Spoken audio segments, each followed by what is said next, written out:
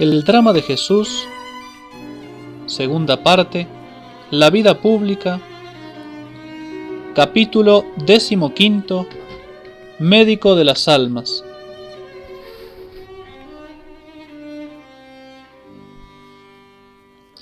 Estrechado Jesús con insistencia por un fariseo llamado Simeón a que comiese en su casa, aceptó el convite. Aunque estaba muy lejos de andar en busca de semejantes invitaciones, tampoco las rehusaba de manera absoluta, y esto era lo que le había valido los injuriosos reproches de glotón y bebedor. Así, allí como en los demás sitios, sabía que obedecía a la voluntad de su Padre Celestial y que cumplía su elevada misión.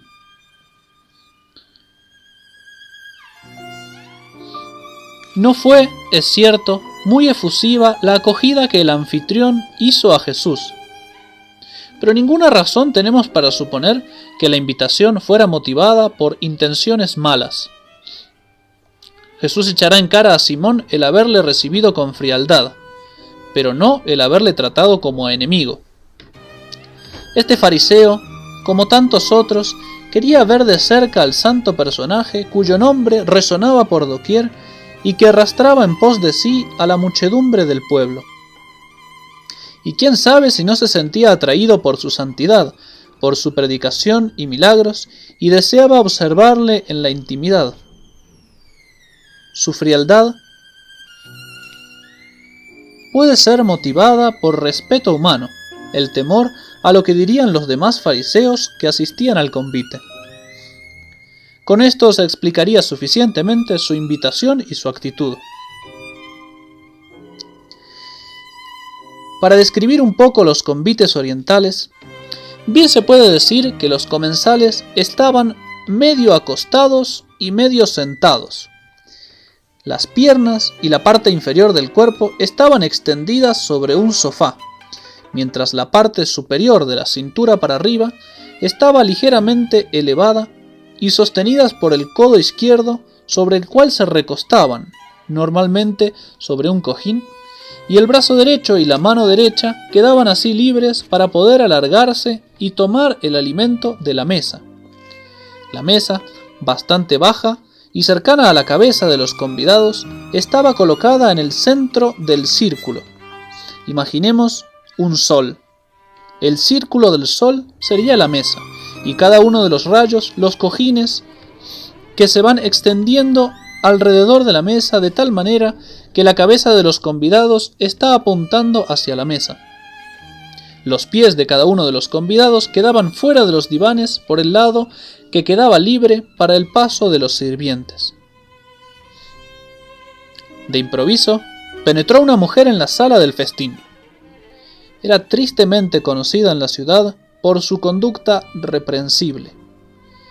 Era una pecadora, dice delicadamente el evangelista, omitiendo su nombre. La palabra pecadora, aplicada a una mujer, no es posible darle una interpretación benévola. Si no era una vulgar meretriz, no cabe dudar que había llevado por algún tiempo una vida harto relajada. Pero ¿cómo semejante mujer osó entrar en una casa honrada y aún en la sala del festín? Para nosotros en Occidente parecería atrevimiento, caradurez. Esto, sin embargo, estaba en perfecta consonancia con los usos, mucho más familiares y abiertos del Oriente bíblico. Mas como quiera que fuese, aquella intrusión denotaba una santa osadía y animosa resolución. La pecadora quería a todo trance acercarse a Jesús para alcanzar de él su perdón. Poco le importaban las molestias, insultos y aún malos tratos si con ello conseguía llegar pronto hasta él.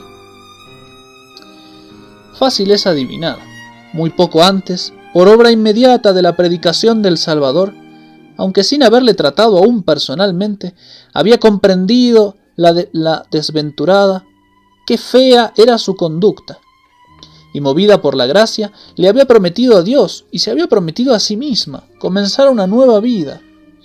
cuyas santas prácticas reparasen sus anteriores desórdenes. Pero deseaba dar público testimonio de su gratitud a aquel a quien debía su conversión, y recibir de sus manos puras una bendición poderosa que la ayudase a perseverar en su resolución. Por eso la vemos entrar, presurosa, en la casa del fariseo, como si temiese dejar pasar la hora de Dios sin aprovecharla. De un vistazo, al entrar, descubre el lugar que ocupa Jesús. Su intención es colocarse detrás de él y perfumar, con un bálsamo líquido que lleva en un vaso de alabastro, los sagrados pies que Jesús tiene descalzos, pues según la costumbre oriental, ha dejado las sandalias a la entrada de la casa. Pero vencida de fuerte emoción, mezcla de arrepentimiento, de gratitud y de respetuoso afecto, no puede contener sus lágrimas que caen sobre los pies de Cristo.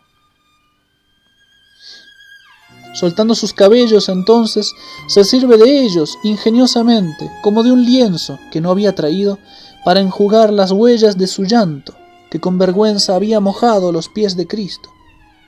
Luego de haber cubierto de piadosos besos los pies del Maestro, derrama sobre ellos el perfume contenido en el vaso de alabastro. No pronuncia una sola palabra, las tiene atadas en la garganta. Pero qué elocuente es su conducta, que también manifiesta la viveza y la sinceridad de sus sentimientos. Su gratitud efusiva, su amargo pesar, su generosa abnegación le sugieren el medio más natural y delicado de mostrar sus afectos.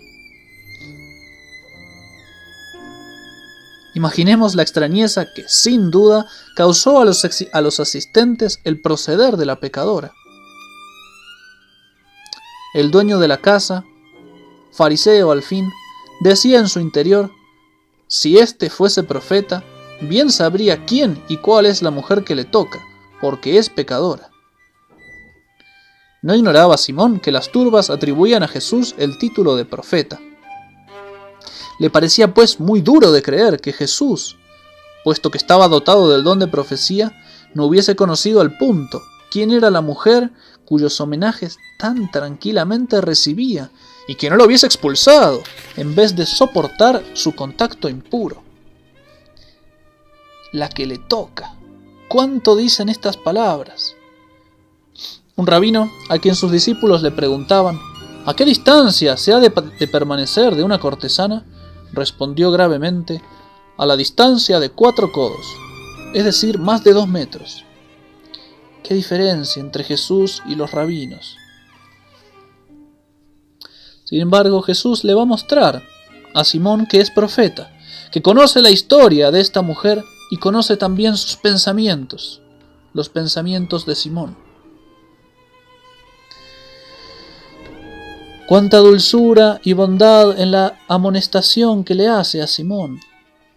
Simón, comienza, te quiero decir una cosa. Maestro, dila, responde cortésmente el fariseo, dando a su invitado el título de rabí, equivalente al de maestro. Y Jesús, envolviendo discretamente su pensamiento en una especie de caso de conciencia, añade: un acreedor tenía 2 deudores. Un prestamista tenía 2 deudores.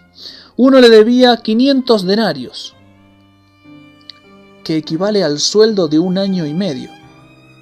Si recordamos la parábola de los obreros de la viña, el sueldo de un día era 1 denario. 500 denarios, pues, eran más de 1 año y medio.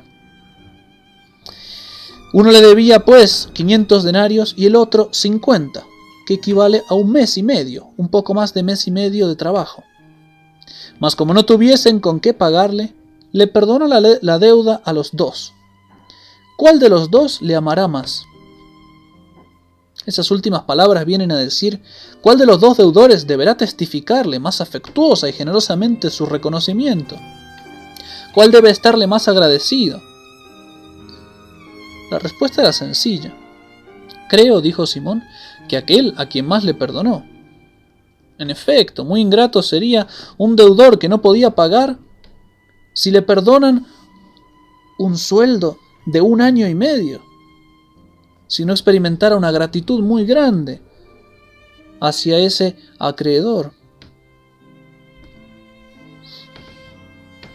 Rectamente has juzgado, dijo Jesús, y volviéndose hacia la mujer, que seguía a sus pies, como si sólo ahora se diera cuenta de su presencia, continuó dirigiéndose al fariseo, mirando a la mujer.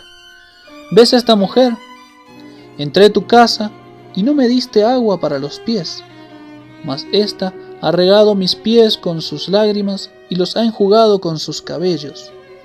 No me diste el beso, mas ésta desde que entré no ha cesado de besar mis pies. No ungiste mi cabeza con óleo, mas ésta ha ungido con ungüento mis pies. Por lo cual te digo que perdonados le son sus muchos pecados, porque amó mucho. Mas al que menos se le perdona, menos ama.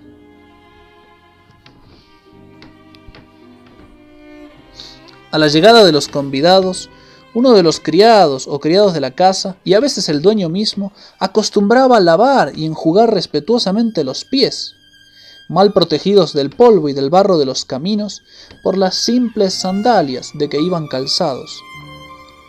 El anfitrión acogía también a sus huéspedes, de costumbre con un beso, que hoy mismo es el modo ordinario de saludo, incluso entre los hombres en los países bíblicos.